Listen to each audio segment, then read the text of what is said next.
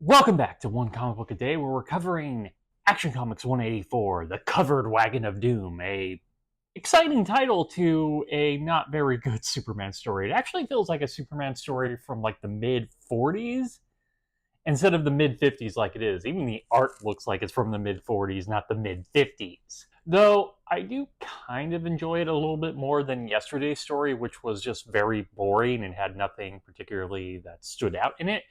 There's at least some Superman solving problems in interesting ways. Not incredibly interesting ways, but they are somewhat different and thought out. But it still suffers the usual problem of a Superman story that they don't put a lot of effort in. It's just Superman solving three things until the story ends. There isn't much else to it. So there's some rich, thrill-seeking adventurer type who has decided that he's going to recreate his ancestors' journey on the Oregon Trail, complete with building a wagon specifically to the same specifications and having people who are the descendants of the other people on this trail come with him. He's fully paying them. Wow, amazing. I hope they all die of dysentery. I mean, I would say this is kind of crazy, but we all did enjoy playing the Oregon Trail, depending on when you were born and when you went to school, on the computer growing up.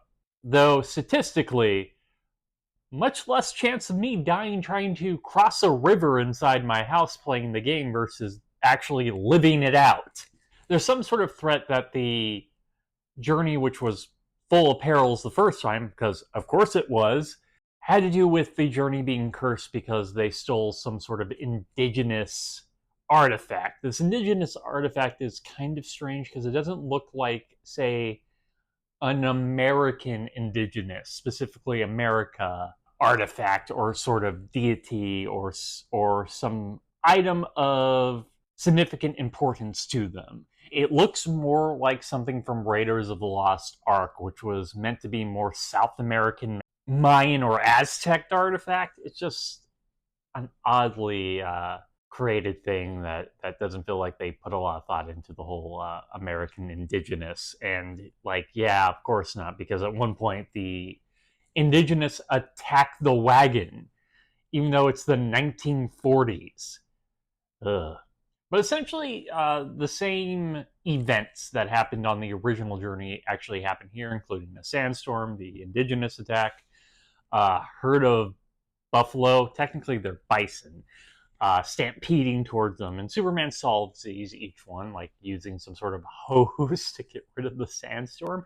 It's great. It looks like a sandworm too when he's releasing it. What's causing this isn't particularly difficult to figure out. There's only like one other character in this entire story, and that's the rich guy's business partner. He's somehow set this all up, including using like weather machines from the movies to create the sandstorm, which you think Superman would have noticed when flying around and dealing with it, especially if the solution was just easy enough to flip a switch. And they successfully complete the Oregon Trail that they had to do for some reason.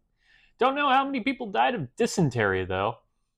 Though I'm really great that the Bison made the comeback before their comeback in this comic. Yeah, there isn't really a lot to say, because it wasn't particularly all that much of a story. Once again, just Superman going through three things, solving it, and moving on. It took up a good 10 to 15 minutes to read. Okay, that is it from Action Comics 184, The Covered Wagon of Doom. If you enjoyed this video, please like and subscribe, hit the bell icon to get notification when a new video goes up. I do this Monday through Friday. But Fridays is Bat Friday, where I cover a Batman story in either Detective Comics or Batman. And until next time, let's ponder the question, whatever did happen to the Man of Tomorrow. I don't feel like doing an Oregon Trail would be all that thrilling.